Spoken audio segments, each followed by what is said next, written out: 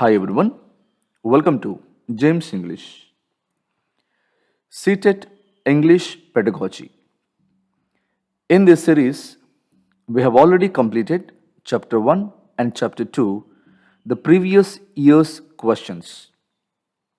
Today, let us focus on Chapter 3, that is, a role of listening and speaking. In this chapter, we have a total 10 bits. 10 questions are asked from this chapter, and let us try to analyze these 10 bits. And at the end of each question, I will provide answer. So, shall we begin? Right.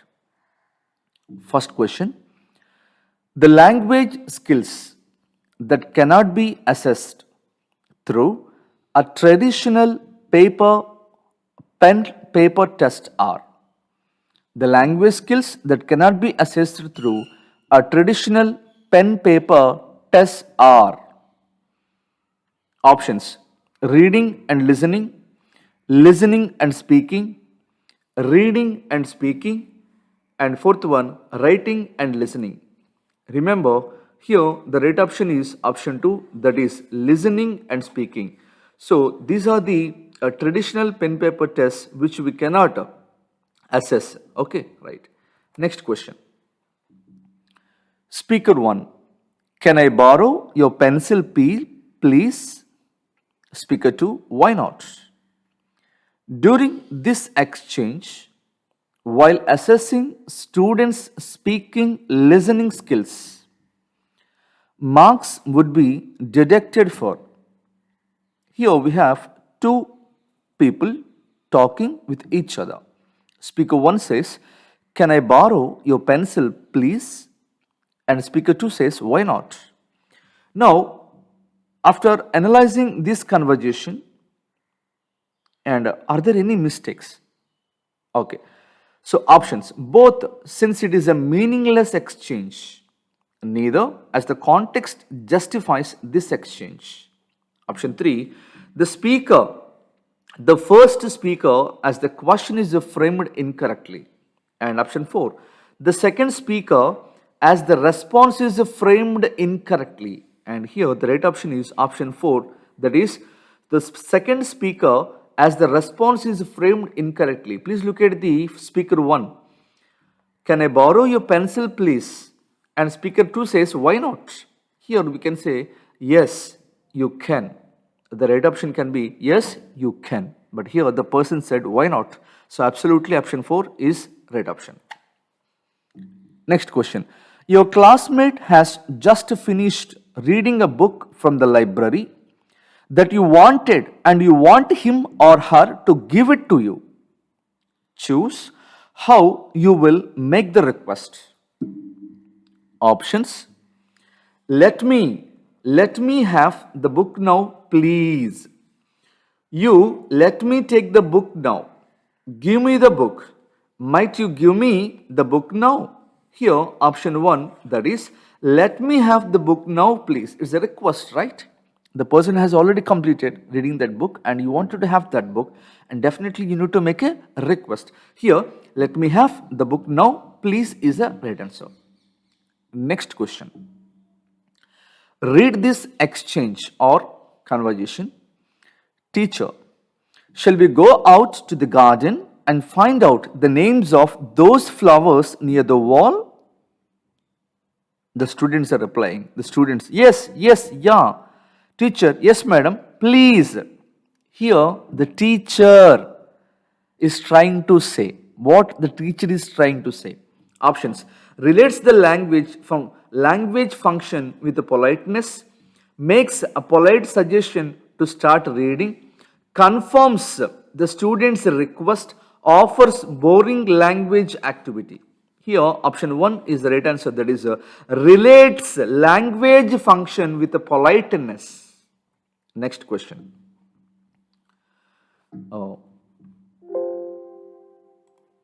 This is question number 5. Okay. Yeah, question number 5. A person sitting behind you in a cinema starts talking on the mobile phone and you want to tell him or her to stop. Choose how you will make the request. You went to watch a movie in a cinema, a theater, and someone was using mobile phone, and you wanted to tell him or her, please stop that. And how will you make a request? Options: stop talking so loudly. Please don't use the mobile phone inside the theater. Can't you not use the mobile phone, please?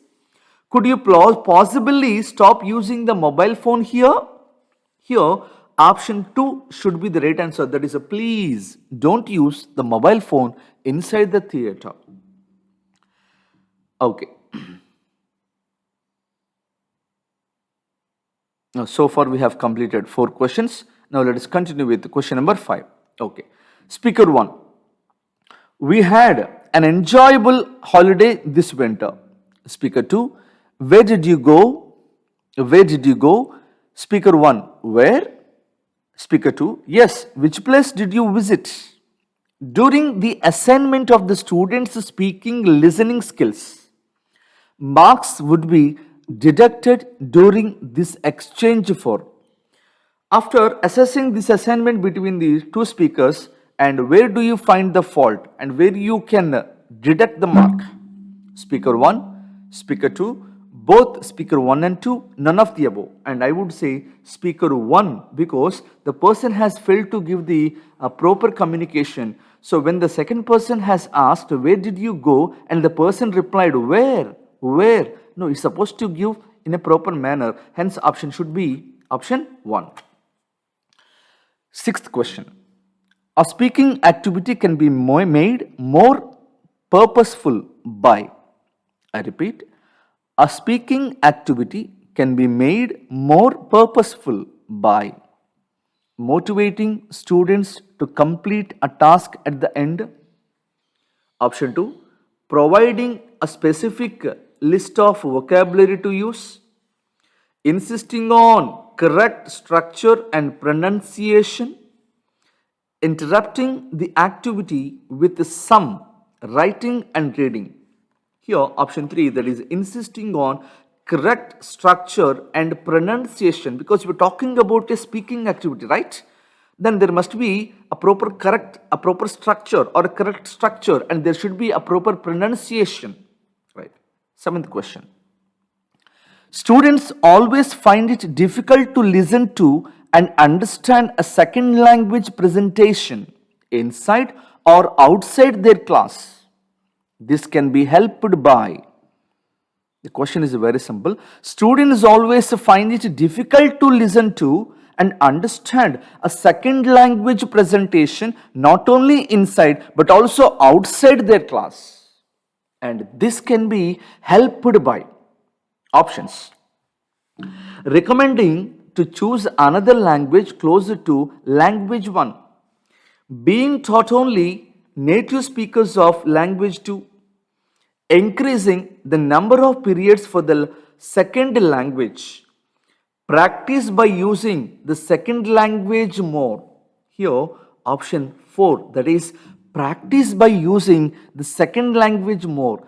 This definitely helps the learners to cope up with second language learning activity, right?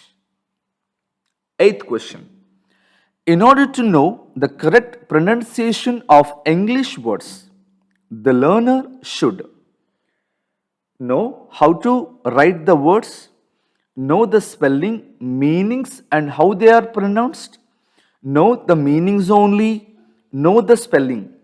Here, option 2 is preferable because only by knowing the spellings, meanings, and we can have the right pronunciation. Ninth question. Role play is an activity for promoting.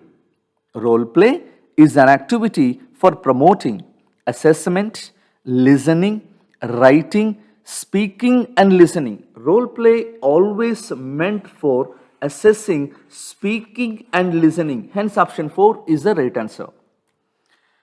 10th question. A speech community refers to a community which uses a different languages, speaks different dialects, speaks the same language, connects by virtue of a link language. We're talking about a speech community. A speech community, it always refers to, so it refers to a community that speaks the same language. Hence, option 3 is the right answer. So, friends, so far we have completed three chapters in English pedagogy. So, uh, we have already uploaded them in our YouTube channel. If you haven't noticed, so I recommend all the chapters to be followed thoroughly. And in the coming videos, we will complete the rest of the chapters. I wish you all the best.